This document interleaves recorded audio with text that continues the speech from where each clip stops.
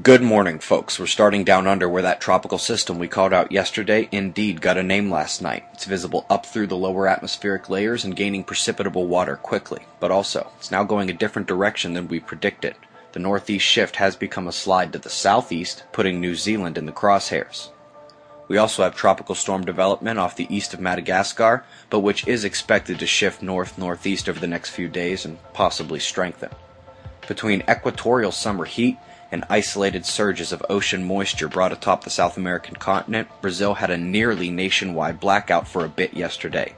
Still have flooding and drought close enough together to wonder how the weather's being so picky. Hello to all my buddies down in the Falklands. Europe, that second low is the one to crest, doing so now. Channel travel was disrupted for a period, weather warnings flying out of the Met. Check your local conditions as the low maintains its supreme power for the northern hemisphere. Such strong counterclockwise flow that hotter air is able to enter the Arctic Circle where the low rips hardest on their east cheek. Cold driven south behind it like we're used to seeing over the US as well. And speaking of, last but not least, we're watching a far weaker low in the eastern states today. This doesn't have nearly the force of the Euro low, but it's converging the different air masses at the center as opposed to a double low circling the air around. The weaker pressure differential is easy to see. Barely a dark color shift, nothing like the Pacific low, which is itself pitiful compared to Europe's. It's also not missed the southwest U.S. dumping zone for extra cloud moisture coming south out of the Midwest, and again, south along the west coast. They're going to meet in the desert tonight and challenge New England to a snow-off. It shall be so. Despite failing to fire X-flares, the big departed groups have put some ejecta into incoming space, but nothing on the SDO, SOHO, or stereo validates NASA's overkill Enlil spiral here. I bet we barely detect the space weather variation, and chances for storms are very low. Solar wind is calm. Got a couple odd density readings, but nothing that will cause sustained instability. Just look at the nice smooth gaining on the GOES magnetometer. Such a calm leads us into another. The sunspots are biding their time. First, let's go north.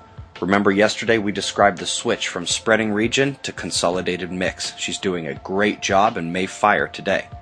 Then again, this thing down south should have been firing all along. It's not so bad without it, as our magnetic connection to the spot is increasing our polar radiation worries.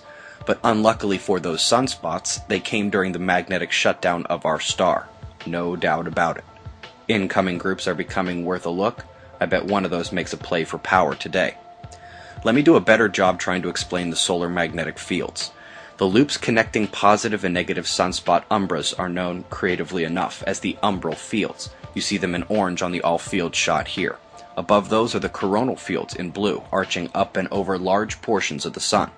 Where coronal fields open, the positive or negative polar magnetic force of the sun may expel outward unabated into interplanetary space. Left side of the chart is facing Earth. Right now, a big coronal opening is revealing one of the most powerful coronal holes we've seen in a while.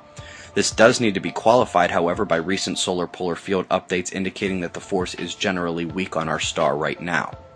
Either way, it was the impetus for the earthquake watch that hit over the last week. Anyone remember these mid-watch lulls? They never last long. Current conditions and shots of our star to close. Eyes open. No fear, it's 6:25 a.m. Eastern Time, and that's the news. Be safe, everyone.